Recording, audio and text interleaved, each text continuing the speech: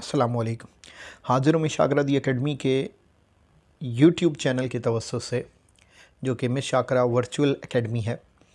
आज ये वीडियो बहुत इंटरेस्टिंग होने वाली है क्योंकि बेटा मई 2023 में फ़र्स्ट ईयर का एक सप्लीमेंट्री पेपर हुआ है और मोस्ट सरप्राइजिंगली आपके पास कोई मॉडल पेपर मौजूद नहीं है। हाँ, बेसिकली एक इन्होंने इंटर बोर्ड ने मार्क स्कीम इशू किया था, जिसके अंदर इन्होंने बताया था कि 20% शॉर्ट MCQs आएगा, 40% शॉर्ट आएगा, 40% लॉन्ग आएगा, लेकिन इसका कोई मॉडल पेपर इशू नहीं किया था। तो हमारे लिए ये एक मॉडल पेपर की सूरत में ही मौजूद है और दूसरा ये सप्लीमेंट्री का पेपर भी है।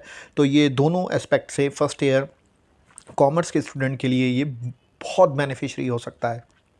तो मेरी रिक्वेस्ट है कि आखिर तक स्टे करिएगा, ताकि इसमें बहुत सरप्राइजिंग क्वेश्चंस मौजूद हैं जो आज तक कभी सप्लीमेंट्री पेपर में या इम्प्रूवमेंट के पेपर में कभी भी नहीं आए। पेपर इससे हल्का ही आता था, लेकिन इस दफ़ा बहुत तगड़ा पेपर दिया है। तो उम्मीद है आखिर तक स्टे करेंगे ताकि इसका हर पॉइंट आप जो है वो हासिल कर सको। सबसे पहले MCQs, जो कि 20 MCQs आएंगे आपके पेपर में, और 20 MCQs 2023 सप्लीमेंट्री का जो सॉल्यूशंस हैं वो आपके सामने मौजूद है। पहला MCQs आपके पास है, ट्रांजैक्शन इफ़ेक्ट एटलीस्ट कम से कम 2 साइट को एक ट्रांजैक्शन इफ़ेक्ट करती है। टिक हुआ है, ब्लू से हाईलाइट हुआ है। ट्रांजैक्शन नंबर 2 माजरत के साथ MCQs नंबर 2 है, this is not a book of original entry. ये तीनों आपकी बुक ऑफ ओरिजिनल एंट्री है, जनरल कैश बुक और परचेज जर्नल। सिर्फ सब्सिडरी लेजर जो है ये बुक ऑफ ओरिजिनल एंट्री नहीं है। Credit balance as per bank statement is current asset. Current asset कहलाता है क्रेडिट बैलेंस। बैंक में जब भी बैंक हमेशा ये याद रखिएगा, अगर आपने बेटा जहाँ से आप पढ़ रहे हो तो आपको ये बात पता है कि आपको बैंक रिकन्सिलिएशन करवाया होगा आपके टीचर ने, तो आपको ये पॉइंट ज़रूर बताया होगा कि जब भी बैंक हमेशा ऑपोजिट रिकॉर्ड करता है बैंक, क्योंकि वजह यह है कि बैंक आपके पैसों को आपका एसेट डिक्लेयर करता है लेकिन अपनी लिए लाइबिलिटी डिक्लेयर करता है। तो इसीलिए जब भी लाइबिलिटी बढ़ती है तो क्रेडिट होती है। इसीलिए यही बताया हुआ है MCQ नंबर 3 में कि credit balance as per bank statement में क्रेडिट बैलेंस होगा तो उसको क्या रिकॉर्ड किया जाता है, हम तो उसको करंट एसेट में रिकॉर्ड करते हैं एज अ बैंक। इसके बाद आ जाएगा ट्रांजैक्शन मादरत के साथ MCQs number 4, this is not shown in income statement. Income statement में एक्सपेंस और इनकम रिकॉर्ड होता है, कभी भी अनअर्नड रेंट मतलब अनअर्नड से रिलेटेड कोई भी अकाउंट यानी लाइक लाइबिलिटी कोई रिकॉर्ड नहीं होती, तो ये बैलेंस शीट में जाएगा। तो इसीलिए ये इनकम स्टेटमेंट में नहीं आना। तो यही पूछा हुआ है आपसे MCQs में कि कौन सा ऐसा अकाउंट है जो इनकम स्टेटमेंट में नहीं आता, वो अनअर्नड रेंट होगा। इसके बाद एक्यूमुलेटेड डेप्रिसिएशन काउंटर एसेट है। इसके बाद rent received but not yet earned is classified as, आपने रेंट कमा लिया है लेकिन अभी तक रेंट जो है वो रेंट रिसीव कर लिया है लेकिन अभी तक कमाया नहीं है, तो अनअर्नड रेंट होगा। सही। An entry affecting more than 2 account is called compound entry. और sales return is classified as counter revenue, क्योंकि सेल्स आपका रेवेन्यू होता है और सेल्स रिटर्न या सेल्स डिस्काउंट दोनों आपके काउंट्रा रेवेन्यू होंगे, यानी रेवेन्यू को आपके कम करेंगे। Closing entry are made to close the account of expense and revenue, बिल्कुल सही। MCQs number 10, this is not an example of servicing business. Banquet, this is an example of servicing business, banquet यानी जो आपका शहर banquet है नाम से दिया हुआ है इन्होंने, तो ये आपका सर्विसिंग बिजनेस है। जबकि टॉय शॉप जो होगा वहाँ पे मर्चेंडाइजिंग बिजनेस होगा, कम पैसों में लेके ज़्यादा पैसों में बेच दिया जाएगा टॉयज़ को। फिर डेयरी फार्म्स में भी इसी तरह का काम हो रहा होता है कि मतलब दूध तैयार किया जा रहा होता है, मैन्युफैक्चरिंग बिजनेस हो गया। फिर गारमेंट्स फैक्ट्री में मैन्युफैक्चरिंग होती है। This is use to record sales of merchandise on credit sales journal. A business that purchase and sells goods is called trading business. In case of investment by business owner, this account will be credited capital. The term impressed system is related to petty cash book. Petty cash book is a book in which it is recorded. कौन सी चीज़ record की जाती है? छोटे छोटे expense यानी पेटी expenses record किए जाते हैं। The purpose of income statement is to determine profit और लॉस, या आमदनी या नुकसान मालूम किया जाता है इनकम स्टेटमेंट में सालाना। The sum of liability and owner equity is equal to आपकी लाइबिलिटी और कैपिटल दोनों को प्लस करोगे तो आपका क्या बनता है, आपका एसेट बनता है। ये आपकी बेसिक यानी फंडामेंटल अकाउंटिंग इक्वेशन है। Asset is equal to liability plus capital. Liability और कैपिटल को मिलाओगे तो वो दोनों बराबर होते हैं एसेट के। The arithmetical accuracy of double entry is determined as trial balance. Most important MCQs है ये 2023 के एनुअल पेपर के लिए भी फर्स्ट ईयर वाले मोहतात रहें। This is the only account which appear income statement as well as balance sheet. कौन सा ऐसा वाहिद अकाउंट है जो दोनों तरफ अपेयर हो रहा होता है, यानी इनकम स्टेटमेंट में और बैलेंस शीट में भी, वो एंडिंग इन्वेंट्री होती है, जो बचा हुआ माल होता है आपका।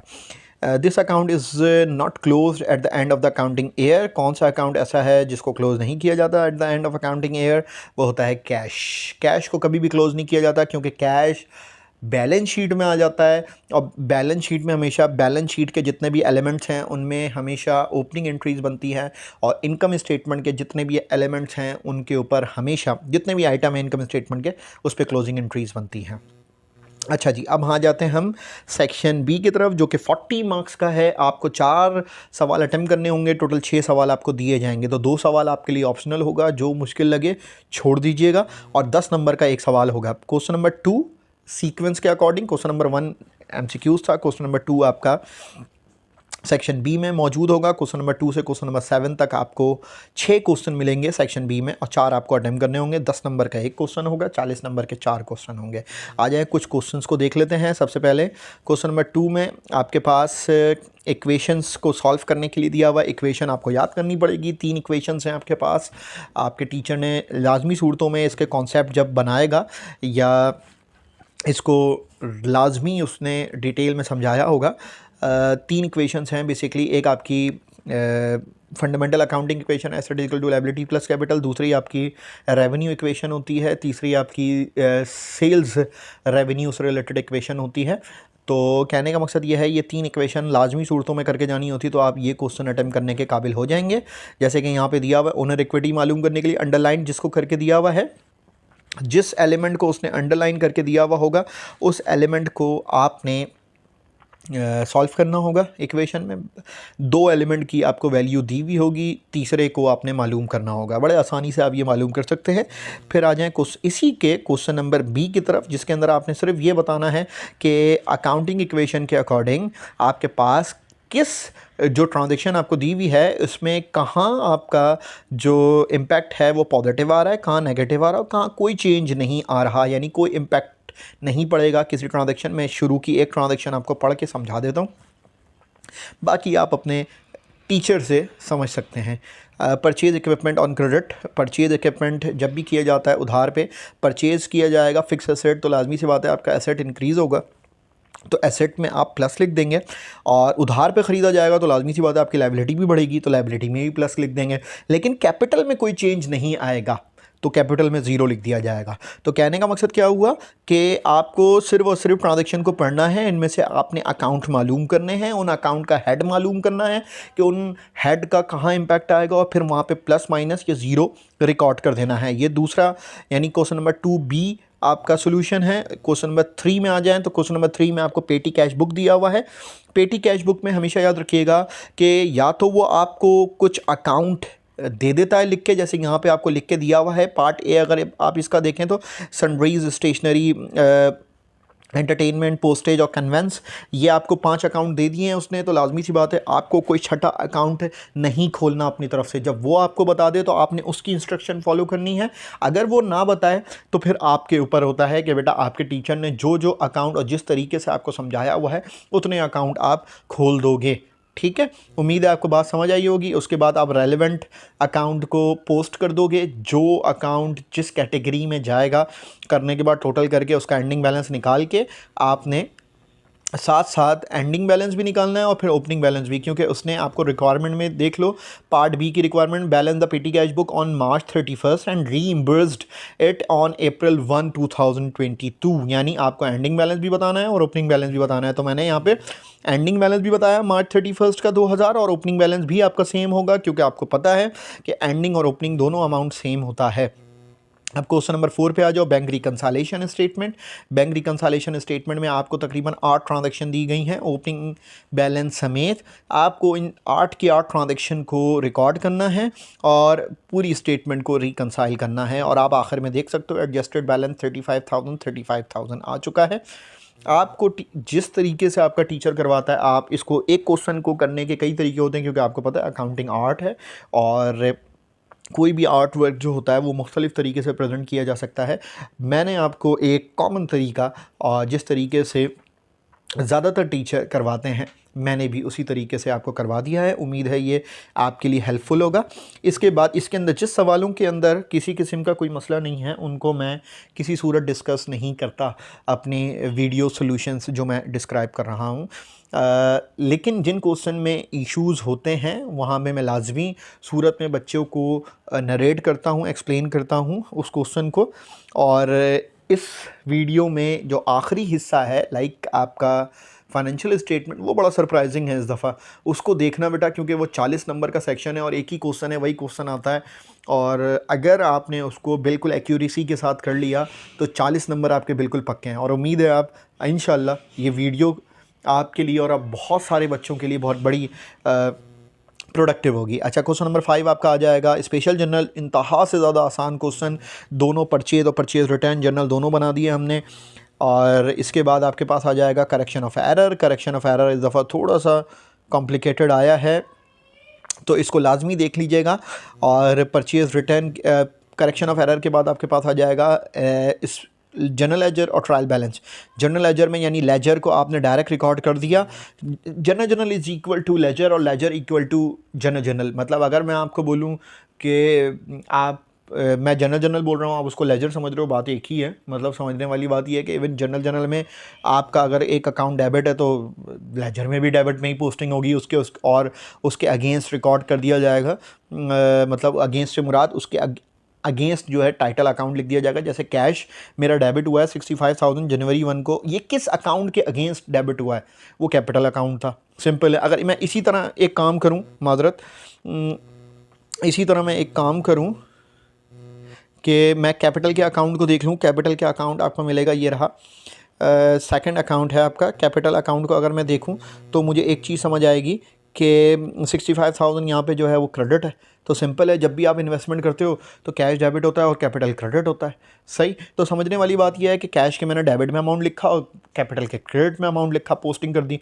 पोस्टिंग करने के बाद मैंने जो इसमें जो अमाउंट ये अकाउंट लिखा है वो दोनों के अगेंस्ट लिख दिया। सिंपल है कि कौन सा अकाउंट किसके अगेंस्ट डेबिट या क्रेडिट हुआ है। लिखने के बाद मैंने इसका फुटिंग बैलेंसिंग की। बैलेंसिंग करने के बाद जो आपका बैलेंस बीडी आएगा, नेक्स्ट मंथ का बैलेंस आएगा, वो आपका उठ के ट्रायल बैलेंस में चला जाएगा। और इस तरह आपका ये बैलेंस हो जाएगा। ट्रायल बैलेंस भी 2-2 लाख रुपए आपका जो है वो दोनों का बैलेंस आ चुका है। अच्छा, मैं एक और प्रोडक्टिव और इंफॉर्मेटिव बात बताता चलूँ कि मिस शाकरा दी एकेडमी में हर साल, पिछले साल भी हमने क्रिप्टो क्लासेस कंडक्ट की थी और इस साल भी इंशाल्लाह ये 1 जुलाई का पोस्ट किया हुआ है, लेकिन हमने इसको आगे बढ़ा के 15 जुलाई कर दिया है। और ये वीकेंड प्रोग्राम है और सिर्फ हम 20 स्टूडेंट्स को इनरोल करते हैं, ज़्यादा बच्चे नहीं इनरोल करते ताकि हम इस पे बच्चों के लिए प्रोडक्टिव काम कर सकें। और ये लाइफ टाइम मेंबरशिप है और इसके बाद आपको लाइफ टाइम मेंबरशिप मिल जाती है। आप क्रिप्टो ग्रुप में सिग्नल मिलते हैं और न्यूज़ शेयर होती है, जिससे आप जो है वो बहुत प्रोडक्टिव मेजर ले सकते हैं। डिसीजन लेने में आसानी होती है आपको। तो और साथ साथ मैं आपको ये भी बताता चलूँ कि ये पूरा कोर्स हम आपको 3 महीने का कोर्स है, जिसमें वीकेंड क्लासेस होंगी सैटरडे संडे 1.5 घंटे की। सिर्फ 12,000 रुपये में ऑफ़र कर रहे हैं और विथ नो एडमिशन फ़ीस। और अगर आप हमसे हमारा क्रिप्टो क्लासेस ज्वाइन करना चाहते हैं तो लाजमी सी बात है कि आप हमसे कांटेक्ट कर सकते हैं। और कांटेक्ट करने के लिए हमारा व्हाट्सएप नंबर है 033236941776। आगे चलते हैं वीडियो में। Section C, the most important और मेरे हिसाब से सबसे प्रोडक्टिव हिस्सा इस सॉल्यूशन का, वो आपका सेक्शन सी है। क्यों? क्योंकि इस दफ़ा जो आपका सेक्शन सी आया है, क्वेश्चन नंबर 8, 3 क्वेश्चन देगा आपको। Question number 8, question number 9, question number 10। 3 में से आपने 2 क्वेश्चन अटैम्प्ट करने हैं, 3 में से 2 क्वेश्चन आपको तो फाइनेंशियल स्टेटमेंट के दे दिए, तीसरा क्वेश्चन आपको जो दिया है वो उसने एंट्रीज़ का दिया है। तो एंट्रीज़ भी आपको इन्हीं सवालों की बनानी होती है, क्लोजिंग एंट्रीज़ और एडजस्टिंग एंट्रीज़ ज़्यादातर आपका आ रहा होता है। पिछले 50 साल को अगर आप स्टडी करो तो सबसे ज़्यादा आपको क्लोजिंग एंट्रीज़ और एडजस्टिंग एंट्री ही दिया गया है, पूछा गया है। ओपनिंग एंट्रीज़ नहीं पूछा जाता, बहुत कम पूछा जाता है। इसी तरह रिवर्सिंग का हाल है। अच्छा, हम आ जाते हैं थोड़ा सवाल की तरफ। आपको ये डाटा दे दिया, डाटा देने के बाद सबसे पहले आपको पता है कि आप इनकम स्टेटमेंट बनाने के लिए सबसे पहले आप सेल्स ढूंढते हो कि मेरा सेल्स रेवेन्यू किधर है। जब आप सेल्स रेवेन्यू ढूंढोगे तो यहाँ पे तो सेल्स रेवेन्यू दिया हुआ ही नहीं है, तो आप परेशान हो जाओगे कि सेल्स रेवेन्यू तो यहाँ पे मौजूद ही नहीं है, तो मैं सवाल कैसे शुरू करूँ। और फिर आप भागते भागते टीचर के पास जाते हो कि सर इसमें तो सेल्स ही नहीं दिया हुआ। तो टीचर देखता है, देख के फिर बताता है, बोलता है अरे असल में फ़ाइनेंशियल स्टेटमेंट मैं आपको बताऊं 2 तरीके से होती है। एक आपका मर्चेंडाइजिंग बिज़नेस या सॉरी मैन्युफैक्चरिंग बिज़नेस होता है, दूसरा आपका सर्विसिंग बिज़नेस होता है। जो सर्विसिंग बिज़नेस होता है, ये बात याद रखिएगा, उसमें कभी भी माल बेचा नहीं जाता, ठीक है, हमेशा ये चीज़ याद रखिएगा। जैसे टीचिंग इंडस्ट्री है, इसमें जो है वो सर्विसेज प्रोवाइड की जाती है। जैसे आप हेयर ड्रेसर के पास चले जाओ और वो अगर अपना डाटा रिकॉर्ड करेगा तो वो रेवेन्यू बाय सेल्स रिकॉर्ड नहीं करेगा, वो रेवेन्यू बाय सर्विसेज रिकॉर्ड करेगा। तो यहाँ पे भी कुछ ऐसा ही है कि आप मैं आम फहम ज़बान में बात करता हूँ आपसे कि आप शुरू में जब सवाल करते थे तो सेल्स रेवेन्यू लिखते थे, सेल्स रेवेन्यू में कॉन्ट्रा सेल माइनस करते थे, sales return, sales discount, net sales आ जाता था। और फिर कॉस्ट ऑफ गुड्स सोल्ड का काम करते थे, उनको माइनस करते थे तो आपके पास कॉस्ट ऑफ गुड्स सोल्ड आ जाता था। कॉस्ट ऑफ गुड्स सोल्ड आप माइनस करोगे किस में से, यानी मेरा खर्चा जो मेरा माल तैयार करने में आया है उसको कॉस्ट ऑफ गुड्स सोल्ड कहा जाता है, उसको मैं माइनस करूँगा किस में से, नेट सेल्स में से। तो मेरे पास क्या आ जाएगा, ग्रॉस प्रॉफिट या लॉस। उसमें से मैं ऑपरेटिंग एक्सपेंस माइनस करूंगा, मतलब जो कारोबार को चलाने के अखराजात लगे हैं वो माइनस करूंगा। तो लाजमी सी बात है मेरे पास आ जाता है नेट इनकम। नेट इनकम में मैं अदर इनकम ऐड करता हूं, क्योंकि कोई भी बिजनेस सिंगल इनकम पे डिपेंड नहीं करता, उसके पास अदर सोर्सेज भी होते हैं रेवेन्यू अर्न करने के। तो उसको मैं जब ऐड करूँगा तो मेरे पास टोटल नेट इनकम आ जाता है। ठीक, अब समझने वाली बात यह है कि यहाँ पर तो उसने मुझे सेल्स दिया हुआ ही नहीं है। जब सेल्स दिया हुआ ही नहीं है तो लाजमी सी बात है फिर कॉस्ट ऑफ गुड्स सोल्ड कैसे कैलकुलेट होगा, बिल्कुल नहीं हो सकता। ना सेल्स कैलकुलेट हो सकता है, ना cost of goods sold calculate हो सकता है। दोनों चीज़ें कैलकुलेट नहीं हो सकती। तो फिर आपको क्या करना होगा, फिर आपने देखना है दूसरे सोर्स की तरफ, दूसरी स्टेटमेंट की तरफ, यानी रेवेन्यू बाय सर्विसेज। आप इसको चाहो तो रेवेन्यू बाय सर्विसेज भी लिख सकते हो या फिर सिर्फ रेवेन्यू की हेडिंग लगा सकते हो। और ये वो वाला हिस्सा है जो आप अदर इनकम की सूरत में आप नीचे की तरफ लिखा करते थे, यानी कहाँ पे आप नेट इनकम के नीचे अदर इनकम को ऐड किया करते थे। तो आप अदर इनकम की जगह ऊपर क्या हेडिंग लगाओगे, रेवेन्यू की, या रेवेन्यू बाय सर्विसेज की हेडिंग लगाना या रेवेन्यू की हेडिंग लगाना। और यहाँ पे देखो आपके पास क्या दिया हुआ है, कमीशन रिसीवेबल दिया हुआ है एडजस्टमेंट में 5000 और कमीशन इनकम दिया हुआ है आपके पास 50,000। यानी कमीशन रिसीवेबल का मतलब यह है कि 5000 आपकी आमदनी और बढ़ गई, और ऊपर आपको बताया हुआ है ट्रायल बैलेंस में 50,000। दोनों को आपने प्लस कर लिया तो आपके पास 55,000 आ गया आपका कमीशन इनकम। ये लिखा आपने, इसमें से आपने माइनस कर देना ऑपरेटिंग एक्सपेंस। यानी आपको हमेशा याद रखना, कोई भी ऐसा कारोबार हो, कोई ऐसा कारोबार नहीं हो सकता कि जिसकी रेवेन्यू जो है वो उसके ऊपर कोई उसका एक्सपेंस ना आया हो। सही, एक नाई भी काम कर रहा है, हेयर ड्रेसर भी काम कर रहा है तो उसके ऊपर भी एक्सपेंस आता है उसका।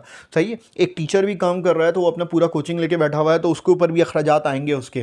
तो कोई भी आप सर्विसिंग सेक्टर में चले जाओ, ऐसा कोई बिजनेस ही नहीं है जो एक्सपेंस से एग्जेम्प्ट हो, यानी एक्सपेंस उसके ऊपर लगता ही ना हो। सही, तो ये जितने भी ऑपरेटिंग एक्सपेंस हैं आप वो माइनस करोगे और आपका नेट इनकम आ जाएगा। मतलब ये सबसे सिंपलेस्ट फॉर्म है इनकम स्टेटमेंट की।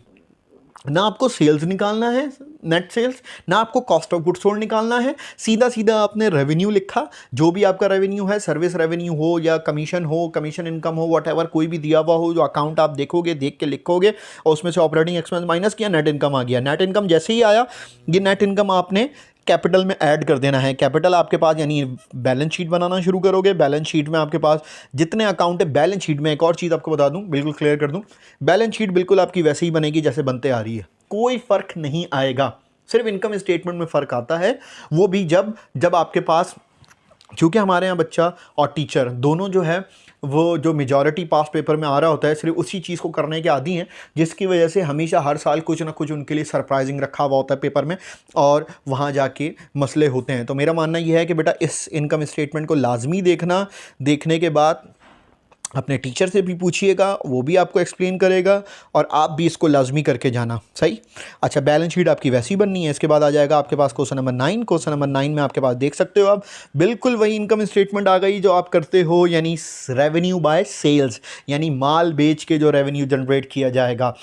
माल बेच के जो रेवेन्यू जनरेट किया गया वो 1,34,000 था, ट्रायल बैलेंस में दिया हुआ था, डायरेक्ट लिख दिया। सेल्स रिटर्न सेल डिस्काउंट नहीं था, नहीं लिखा। उसके बाद इसकी कॉस्टिंग का काम किया। एक और सरप्राइजिंग फैक्टर, अच्छा ये सरप्राइजिंग तो नहीं होना चाहिए, सही है, मेरा मानना यह है, लेकिन हमारे यहाँ पास पेपर से ही प्रैक्टिस की जाती है और पास पेपर से ही तैयार करके पेपर देने चला जाता है बच्चा, और ये चीज़ पास पेपर में मौजूद नहीं है। यानी ओपनिंग इन्वेंट्री, ऐसा कोई सवाल नहीं है कि जिसके अंदर ओपनिंग इन्वेंट्री मौजूद ना है, लेकिन ये वाहिद सवाल है जिसके अंदर ओपनिंग इन्वेंट्री नहीं है। अच्छा, एक और चीज़ मैं आप लोग को एक्सप्लेन कर दूं, लाजमी सी बात है, अगर फ़र्ज़ करिए दो कंडीशन हो सकती है कि ओपनिंग इन्वेंट्री ना हो, या तो पिछले साल कारोबार ही शुरू ना हुआ हो, इसी साल कारोबार शुरू हो रहा हो, यानी 2022 की इनकम स्टेटमेंट दी हुई है तो 2022 में ही कारोबार शुरू हुआ हो, तो इसीलिए ओपनिंग इन्वेंट्री मौजूद ही ना हो। सही है। जो पिछले साल की एंडिंग होती है वो अगले साल के लिए ओपनिंग होती है, तो पिछले साल कोई माल बचा ही नहीं क्योंकि कारोबार ही इस साल शुरू हुआ है। सही। अब इस साल जो माल बचेगा वो अगले साल के लिए ओपनिंग इन्वेंट्री होगा। तो समझने वाली बात क्या है कि ओपनिंग इन्वेंट्री मौजूद नहीं है। मौजूद नहीं है तो पहली कंडीशन तो ये होगी कि कारोबार इसी साल शुरू हुआ, या दूसरी कंडीशन ये होगी कि कारोबार पिछले साल हो रहा होगा लेकिन पिछले साल सारा माल बिक गया होगा। जब सारा माल बिक गया, एंडिंग इन्वेंट्री कोई नहीं है, तो ओपनिंग इन्वेंट्री भी कोई नहीं होगी अगले साल। सिंपल है। तो ये दो वजूहत हो सकती हैं और तीसरी कोई वजह नहीं होती। तो मेरा मानना यह है कि उम्मीद है आपको बात समझ आई होगी कि ओपनिंग इन्वेंट्री नहीं है, ये एक सरप्राइजिंग फैक्टर था। तो ओपनिंग इन्वेंट्री नहीं है तो कोई मसले की बात नहीं है। आपने डायरेक्ट परचेजेस लिखा, परचेजेस में एंडिंग इन्वेंट्री लेस कर दिया आपने, तो आपके पास कॉस्ट ऑफ गुड्स सोल्ड आ जाएगा। सेल्स रेवेन्यू में से cost of goods sold minus करोगे, gross profit, then so on, यानी जो आप जिस तरह से चलाते हो ऑपरेटिंग एक्सपेंस माइनस करोगे तो नेट इनकम आ जाएगा। यही नेट इनकम आपने कहाँ ऐड कर देना है, यही नेट इनकम आपने जो है वो कैपिटल में ऐड कर देना है आपका, और कैपिटल में ऐड करने के बाद आपने जो है वो इसका फाइनेंशियल स्टेटमेंट इक्वल आ जाना है। सही है। टोटल एसेट आपका बराबर हो जाएगा टोटल इक्विटी के, और 1,55,500 1,55,500 दोनों साइड आपके इक्वल हैं। और ये समझें एक तरह से नशा है, ये एक नशा है अकाउंट्स के स्टूडेंट के लिए। और उम्मीद है जो ये वीडियो देख रहा होगा और आखिर तक आया होगा उसको ये चीज़ पता होगी कि आपका आंसर जब इक्वल आ जाता है ना, तो जितनी खुशी आपको होती है मेरे ख्याल से किसी और चीज़ में नहीं होती। ठीक है। और ये 20 नंबर का सवाल है। सही। और 2 सवाल आपको दिए जा रहे हैं, तो उम्मीद है आप इसके अकॉर्डिंग ही अपना टाइम भी मैनेज करेंगे, और साथ साथ टाइम स्पीड के साथ मतलब आपकी दूसरा फैक्टर जो सबसे अहम है कि मतलब आप सारा अपडेट भी हो चुके होंगे। और इसके बाद क्वेश्चन नंबर 10 आ जाएगा। क्वेश्चन नंबर 10 में आपके पास क्वेश्चन नंबर 8 का ही बोल रहा है, take the data of question number 8 from this paper, और इसकी आपने एडजस्टिंग और क्लोजिंग एंट्री बना देनी है। ये सारी एडजस्टिंग और क्लोजिंग एंट्री मौजूद है। उम्मीद है ये वीडियो बड़ी इन्फॉर्मेटिव रही होगी। इंशाल्लाह आने वाले वक्त में पूरी अकाउंटिंग सॉल्यूशन की एक सीरीज़ है जो हम अपलोड करेंगे पेपर के दौरान और पेपर के बाद। हमारे चैनल को सब्सक्राइब लाजमी कर लीजिएगा और दोस्तों में लाजमी शेयर कर दीजिएगा। क्यों? क्योंकि ये वो वाहिद चैनल बनने वाला है जो पेपर के 1 घंटे बाद आपका उस दिन का पेपर का पूरा सॉल्यूशन अपलोड हो चुका होगा। तो मतलब आप पेपर दे के आओगे तो आप बड़े आसानी से अपने आंसर चेक कर सकते हो। तो उम्मीद है आपको मेरी बात समझ आई होगी। हमारे चैनल को सब्सक्राइब कीजिए और ज़्यादा से ज़्यादा दोस्तों में शेयर कीजिए ताकि आप भी सदका जारिया में हिस्सा ले सकें। अस्सलाम वालेकुम।